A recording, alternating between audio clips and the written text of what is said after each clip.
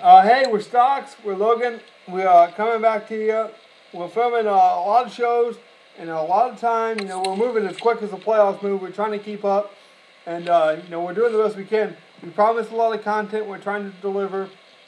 I know Stocks feels the same way I do. We felt like we slacked off a little bit with AFC, so we're trying to make up for it in the playoffs. We don't want to slack at all.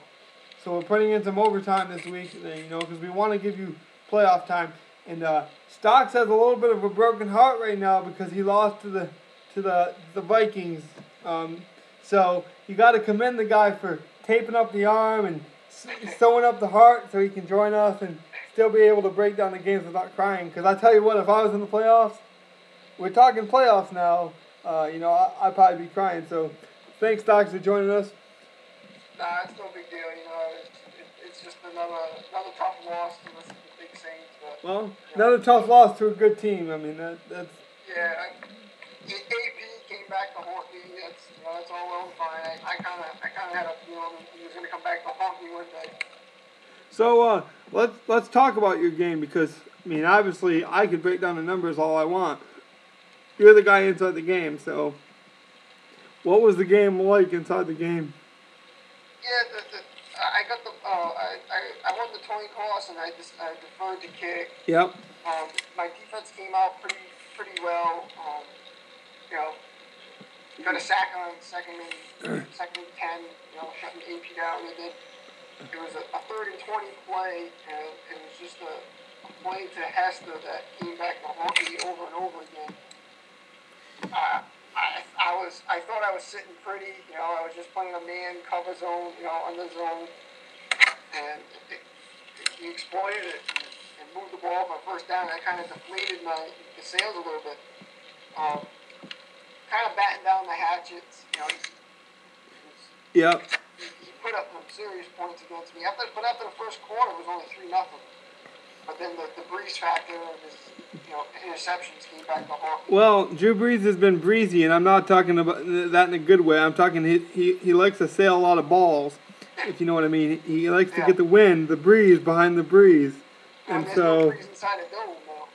Well, he finds some breeze because he makes an interception. And I will say from playing our game, he seems to find the linebackers quite a lot. I remember Levy picked off Jimmy Graham, and I thought Graham would, extend for the ball some more. So maybe it wasn't all on Drew Brees, but man, for some reason Drew always finds those linebackers. Yeah, this game he threw for a decent, 24 of 41, 2 touchdowns for 375, but the 3 interceptions. Yep. The 3 interceptions aren't going to do it in the playoffs. No ifs, ands, or buts. You can't have those.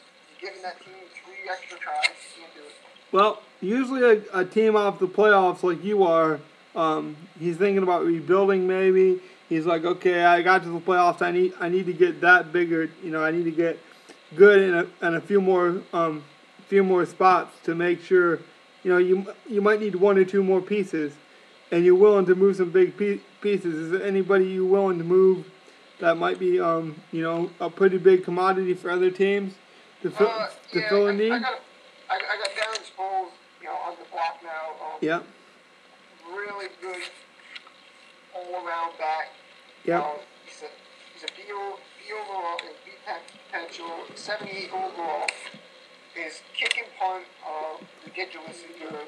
Yeah, the screen plays, if you run a screen pass with him, if you're pretty good with the screens, Sproles is just magnificent with the screens. He hides behind those big offensive linemen. Nobody can see him. Yeah. So Pierre Thomas also defensive end, Will Smith, he's bringing 88 potential, pretty good all around, rusher. He's up and down. He can have a really good game and then just have a subpar game. But he's more consistent overall. He won't put up those, the 3 sacks, but just an overall good solid right. guy. He goes to work and does his job. He doesn't do anything spectacular. Doesn't put the glitter on his face, but exactly. Those are some of the guys that I have. Yeah, I mean, I just noticed a lot of trade blocks, a lot of you know people people realizing how fun the playoffs can be, and I think our podcast has something to do with it. I mean, when you can when you can play a game, that's all fun and that's all games, but when we can take it and we can break it down number by number, and I mean, we've been compared to ESPN stocks. No way. I mean, I think that's some heavy praise. My boy Stockton has been saying he should work in ESPN, at times, and how people love my sense of humor and they love my little corny jokes here and there and spot it in, but so Manny's all excited because he thinks this is a way to take it outside the game, but so people are realizing how fun the playoffs can be, and I think they want they want to make those 1 or 2 moves to get there. Everyone should know by now, hot off the press, I'm also making not a trade. I mean, I'm not saying I'm trading the guy. I'm just putting out a hot cake and seeing if anyone grabs it. And that's Darren McFadden, I wish. That's Adrian Foster. He could be up there also, the type of player he is. And if you're a good runner, Adrian Foster is a stud. Yeah, let me preface this by saying I'm not trading Adrian Foster. I mean, he's not been traded. He might be traded, but I'm not trading him. He's not. He doesn't have to be moved. Yeah, If you end up with him on your team next year again, it's not like it's a negative again. Oh shit, that guy. Well, let's see what he can do in the offseason, and maybe he'll make the team. No, Adrian Foster is the real deal. It's just honestly, I don't think I think he's got more than I can give him because I'm a pass first team. Now that does not mean I'm giving him away. So. All right. So I have a question. So from the time you made that trade with the Texans till now, what did things not go the way you expected the rest of the season with this person with Foster, or was it you found out the style of offense that you run kind of doesn't fit Foster's? No. Foster was good. This is the truth about Foster. I actually improved Foster's stats a lot from what the Houston Texans did with him. When I got him, he had 1 touchdown. I don't remember what week it was, Stocks. I think it was like week 6. No, it was before that. It was week 4. I think I got him. Week 4. So he had like, what do you have? He had like 600 yards. So that means the guy was maybe, not even getting probably over 100 yards a game. Maybe he had 1 big game. He had 1 touchdown and like 24 yards receiving for 6 games. For 3 games. My math is horrible. I mean, I never passed math class, so forgive me on that. But so he was doing nothing for the Texans. I took him. He ended up with 6 touchdowns, I think. 1 receiving, 5 rushing. He ended up with like 800, I think, yards, man. So I'm using him. The problem I found was I wasn't able to run him as much as I liked because I was down in some games. And then I probably undervalued the running back a little bit. I thought, well, do I really need this guy? Is it really that important? So I'm just doing my due diligence, man. I'm throwing him out there, seeing what I get. Now, that being said, I'm going to ask a lot for him. I'm asking at least a first-round draft pick and a stud player. That's a lot. But he's a stud. He's a. Yeah, you just go look at his attributes. I mean, he's up there with the McFaddens, like you were saying. I mean, he's just an overall great back. So yeah, you definitely. So yeah, he had a couple hundred when I got him in week 3. He ended up the season with 793 yards, almost 4 yards a carry, and he had 5 rushing touchdowns, 1 receiving touchdown, which is pretty good considering, I put together, maybe 20 touchdowns, and half of those, that's including my rushing touchdowns, either went to, Calvin Johnson, and then 5 of them went to, Adrian Foster. So you can't just look at it, you know. So I did use him. I just think I didn't run enough. I don't think my offense is based around the run enough. Now that being said, maybe I need to change my style to fit, you know, an Adrian Foster. But you know, I'm not saying I'm going to give him away because he almost had 800 yards and I didn't even play with him for the first, you know, couple games. Yeah. So if I keep, you know, with my almost my 4 you know yard average, he could be 1,000-yard back, which you know that's not horrible for a back. Definitely not.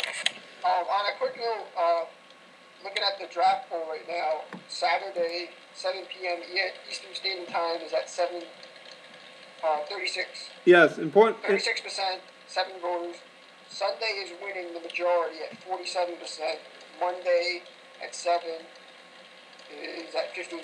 So it's looking like Sunday, 3 p.m. Eastern Standard Time is going to win the drafting.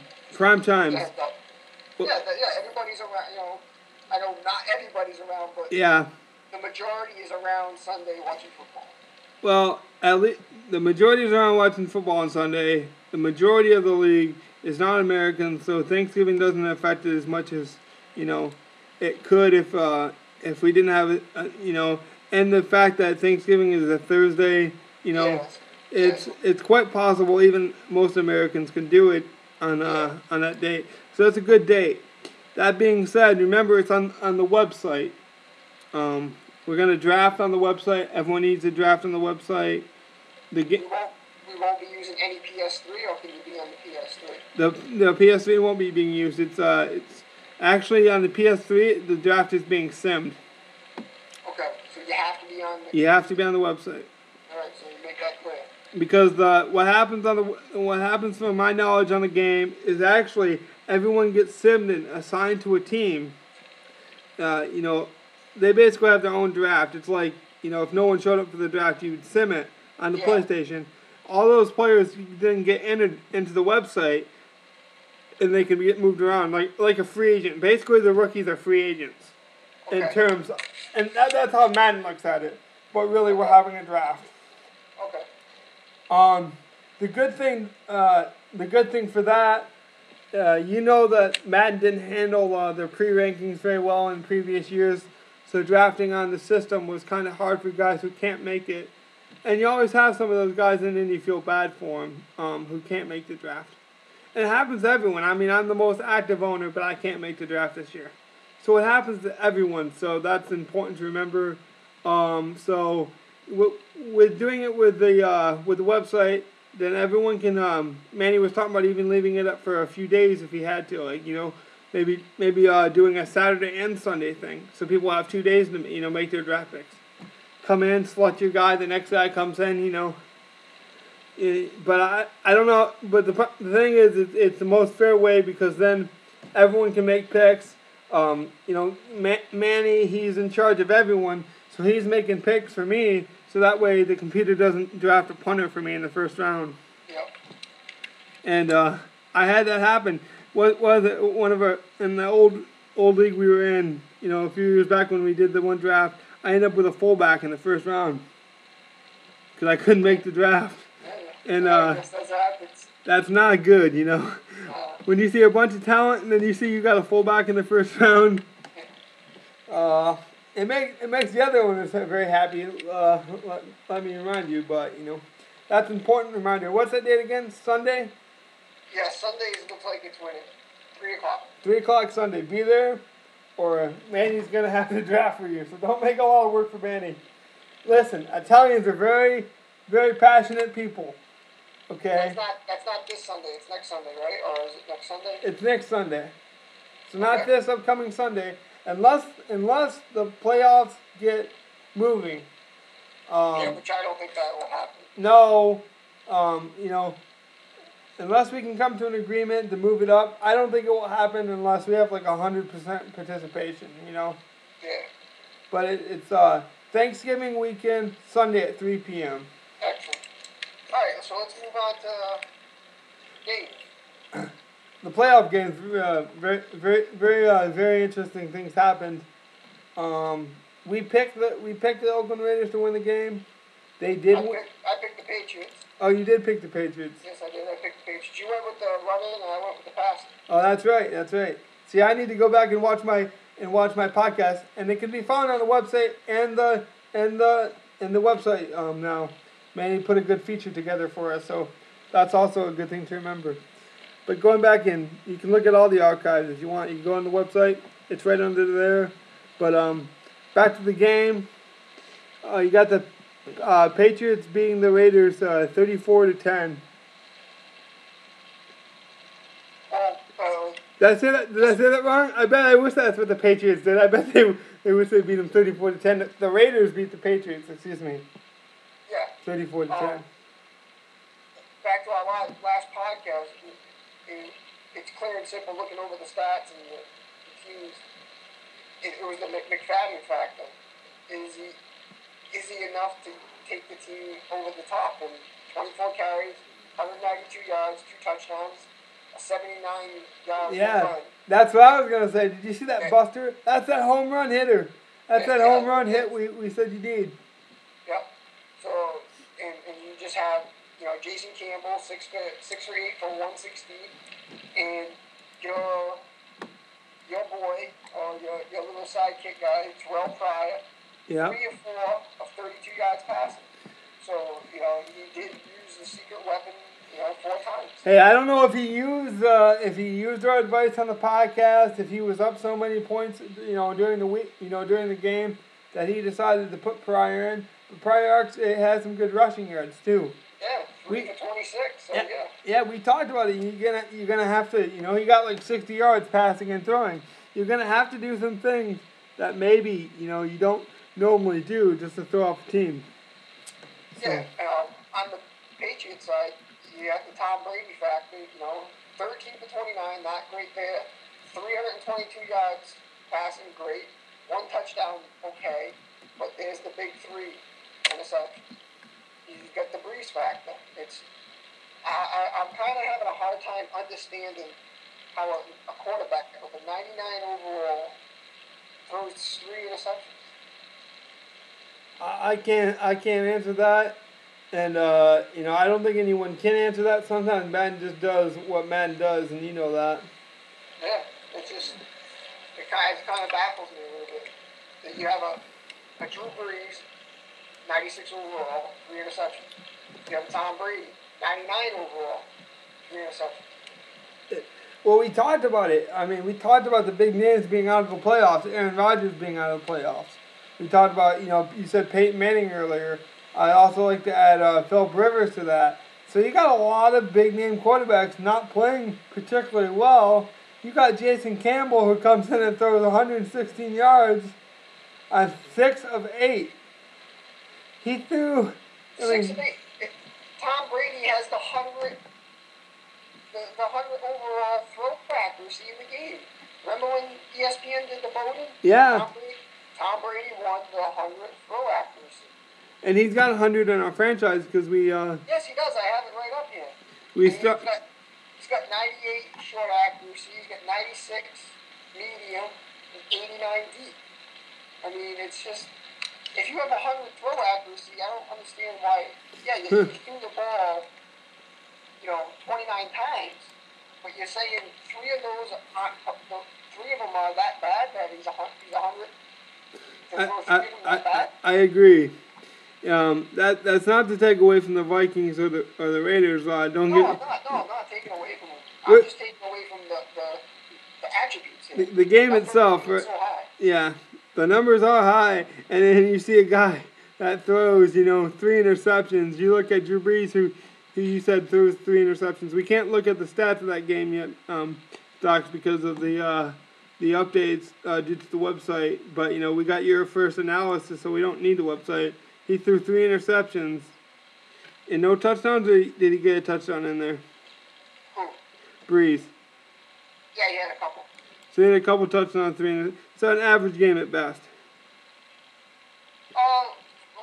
Lengthwise, 375. And I know a lot of it was garbage time, but no, the yards are pretty high, almost 400. So, no, the odds are great. Right. I think yards, Moving on, Well, to the rushing game, you talked about McFadden being his calling card, and really taking control of that game. I remember saying that we were asking that whole podcast, does defense really win championships, especially in Madden? Michael Huff of the Oakland Raiders gets one interception, and then he also gets one from his other safety. So, but other than that, really, there wasn't much. Michael Huff is probably the defensive player in that game with 4 tackles and 1 interception. Patrick Chung had 7 tackles on the Patriots side. But Mayo also had 4 tackles and one forced fumble. Gerard Mayo. But nothing spectacular pops out about the numbers. The one thing I will say, though, Aaron Hernandez had an awesome year. Just an awesome year for a league. He led all receiving tight ends, and that's impressive when you have guys like Jimmy Graham, who you threw to a lot this season. You guys got guys like Cook, who the Tennessee Titans threw to a lot, and he was able to hold Hernandez under 100 yards. That being said, Price got off on him a bit, but that's pretty impressive when you consider he was probably down most of the game and he lost 34-10. So I would say watch out for the Raiders and watch out for their defense. Yeah, so the Raiders actually traveled to Pittsburgh to take on Pittsburgh Steelers, and we'll break that game down more later on during the week. But what initially can these guys chew on until we get to breaking it down? Can McFadden run on the Steelers? That's the question. That's a good storyline. I'm going to say, well, we're talking about tradition in this game. You got the Steelers. You got the Raiders with the black hole and their fans. They've been begging for a playoff game. You got Al Davis, who unfortunately passed away this year, who preached, winning. Winning is the only thing that matters, Just win, baby. Can the Raiders just win? Or, is the Steelers going to come up and stop them? That's a very traditional game. I expect a lot of hard hitting. I expect a defensive game. My bold predictions, my thing to chew on for the week, my nugget of information, I wouldn't expect more than 20 points combined. Oh, yeah, definitely. No, it's definitely a low-scoring game. I wouldn't be surprised if there was maybe 1 touchdown in the whole game. Yeah. Yep. I really think that's a defensive game. The playoffs are built for defense.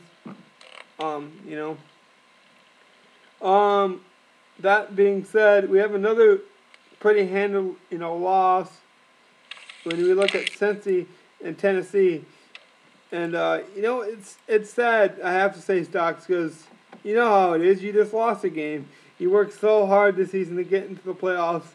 You battle your ass off in the division. You do all these things, and sometimes it just doesn't happen for you. But that being said, the Tennessee Titans told me earlier after the game that the game was a lot closer than the score. I can't remember what he said, but it was like within a touchdown of the game. But then a forced fumble happened. Forced fumble. These type of things happen. So the score is a little bit routed than it should have been. But here it is. It looks like Pac-Man Jones returned a fumble 50 yards on the last play of the game in the fourth quarter. Yeah. So, it was a lot closer. The Titans came out 10-0 after the first quarter. Yeah. And at halftime, it was only 14-10 Bengals. Yeah. So the game was played a lot closer than the stats would advertise, and the score would definitely say on the scoreboard. That being said, it's still a 35-18 win for the Bengals. Could we really be looking at Bengals Steelers for the championship game in the AFC? I just question: do the Bengals have enough firepower to hang with the big boys? Well, he spread the ball around a lot more than I thought he was going to spread it around. yes, Beauchef and Green both got the ball a ton. But we're looking at Green getting the ball 4 times, for 80 yards. Beauchef getting it 80 yards for, 86 yards on 5 receptions. Shipley, 2 passes for 42. Simpson 1 yard for 1 reception for 9 yards. So he obviously trusts his passing game. I mean, he did run with David Garrard. That was the question all week. Does he run with David Garrard or is it Andy Dalton? He gave the old veteran the nod in the playoffs. He went 12 for 22. What do you think about that? I mean, obviously it worked for him. Yeah, see, that's the question: is can David Garrard carry this team further in the playoffs? I mean, AJ Green is looking like the stud he's gonna be, down the line. But but what's funny in this game? I mean, I don't think the Tennessee Titans really had a choice. He had to start Locker. He traded away Hasselbeck. But do you think that played a factor? Do you think rookies play a factor in the playoff game? Well, and we have a game here where the veteran beat the rookie. So I guess we'll see when the Bengals, travel to the Jets. Yep. See what happens there. You know what I mean? So it's going to be interesting. So what's the storyline to that game? What's the thing that? The thing is we don't know too much about the Jets. No, we don't. They quietly came in as the #1 seed. I mean, all year until we had our time, we really couldn't talk much about the Jets. I didn't have a feel for that team. I didn't have a feel for that owner. It would have been great to have him on, or even have him come on just to get a feel for him. Because I'm pretty much lost with the Jets, but I know some of the players they have, and. No, I agree with you. We dropped the ball sometimes in AFC, and then other times we didn't want to look stupid because we didn't know what we were talking about. And people oftentimes they end up talking themselves. They end up talking about stuff they don't know. Chris Carter with ESPN, maybe a perfect example when he said that Calvin Johnson wasn't going to be a good wide receiver this year in the NFL. He wasn't in the top 5 as a receiver in the NFL this year. So, unlike the big companies, we don't get paid to give our analysis. So when we don't have an analysis, we're not going to give it. Unfortunately, I mean, we haven't had a lot of guests on. We don't really play in the AFC. We just didn't know the Jets. I mean, I'm not about to look silly because I didn't know a team. I'm not going to say that, oh my God, they're dangerous when I don't know, who they are. We know some of their players, obviously, but, outside of that, we don't really know much. Talking about that really quickly, go back to the playoffs. Isn't that kind of dangerous?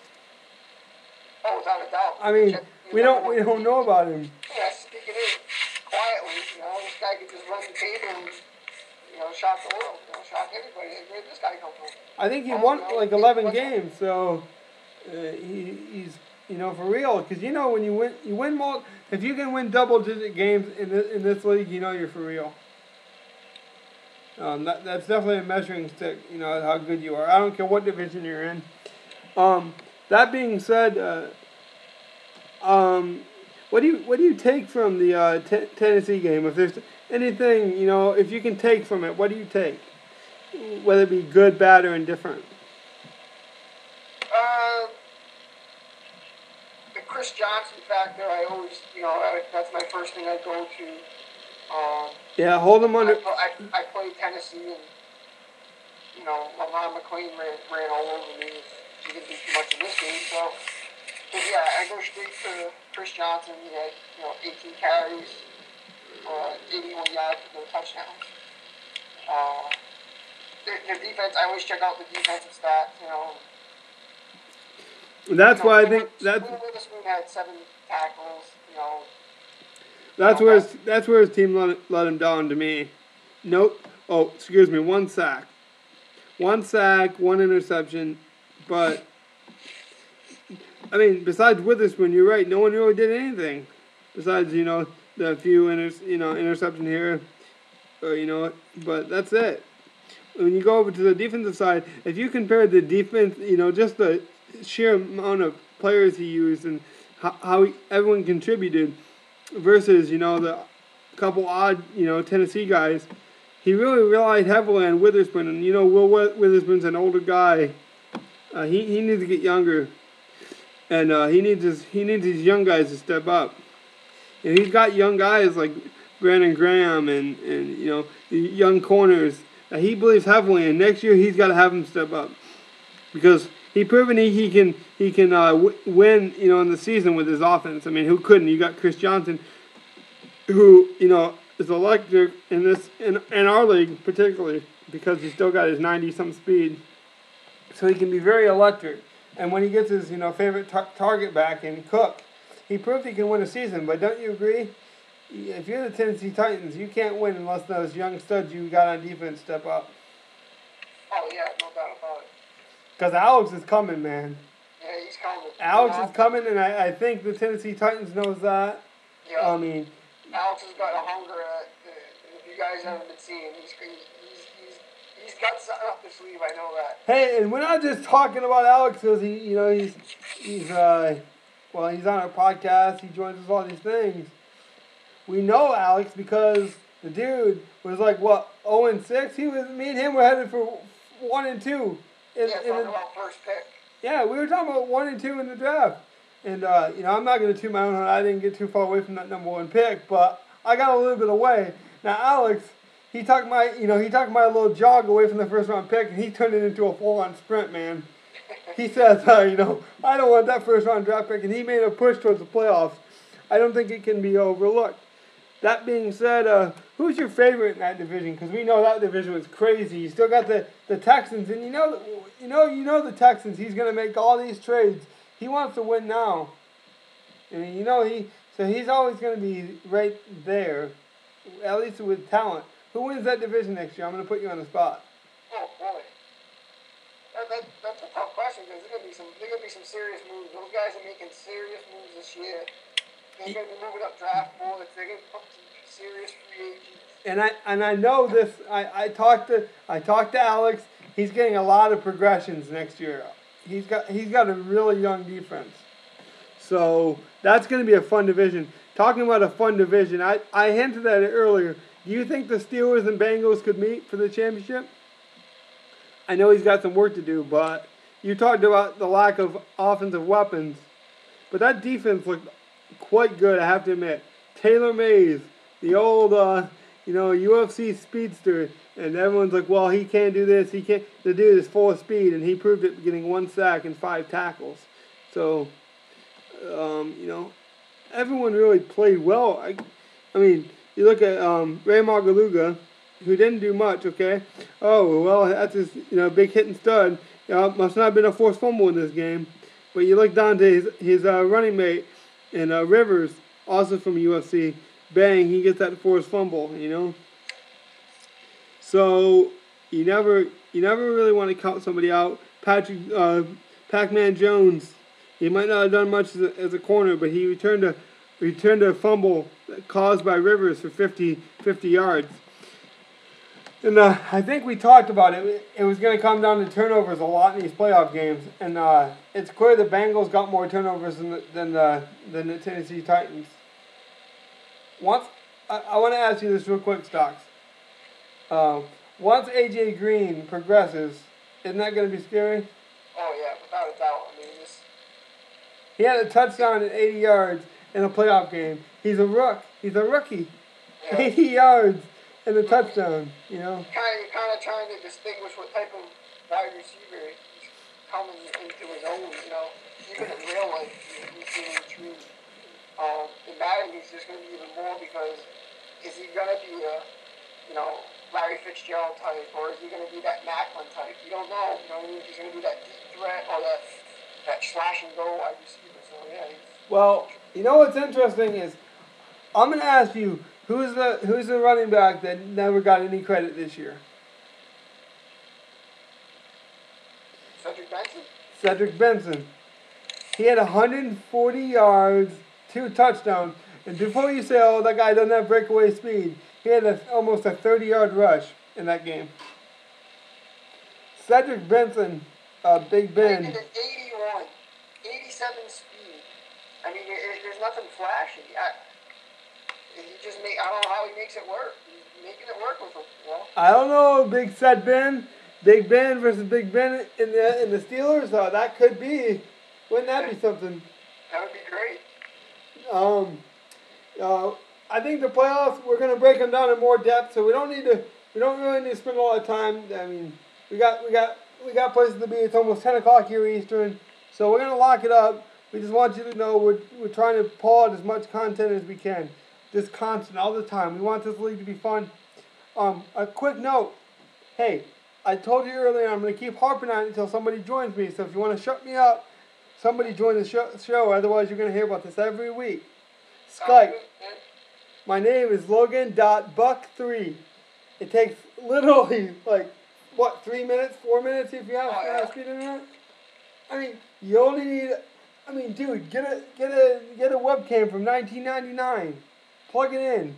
Your voice will be heard. You know, it doesn't. You don't have to have high-tech equipment. All it is audio. There's no picture. You could be in your skivvies for all I know. Exactly. I mean, there's no pressure. I mean, come on. I'm not even saying become a regular like me, Stocks, and Alex. I'm saying, one time. Because I know what you're thinking. Like the Jets. I would love to have the Jets. Oh, love the Jets. I would love to talk to a guy like the Bills. I know we talked about him earlier in the season, and we didn't understand why he's sitting Fitzpatrick. Why didn't he come on and tell us? Well, Yeah. I would love to have the Super Bowl winning team on here. Sounds good. I mean, I would love to give my little virtual toast to him. So these guys, I know it's not a requirement. I'm not saying it is. I'm just saying. Once you're on, I know people are like, oh, I'm not really a stage type of guy. I'm not really, But if you mess up, I'll edit it. It's not that big a deal. Yep. It's really not. Come to have some fun with us. Try it out one time. We don't even have to film. You can just talk to us. And if you like it, then I'll film. Just try it. I think you'll like it a lot. So before you give it out to him, tell me what you said in the first podcast. We're just going to wing it. So just come on and wing it, man. It was fun. Exactly. Winging it was fun, wasn't it? It was wicked cool, I think you called it. So, Yeah. That's We didn't have no script. We just fly the seat of our pants. We don't have no script now. No, we know. We never do, man. That's the beauty of it. I mean, ESPN would fire us in 2 seconds, but what we do is fun. And you'll have fun, too, if you come on. Trust me. So I'm going to get out of here. And Stocks will get out of here. And, thanks to him, he sewed up his broken heart and made sure he could patch it together with some super glue and get back on with us. It's all right. I'm already looking for next year. I already got my hopes up for next year. His draft board is out. My not draft board, excuse me. The trade blocks are out. My trade block is out. Everyone's trade block is out. Fun times for even if you're not in the playoffs. Stay tuned for more.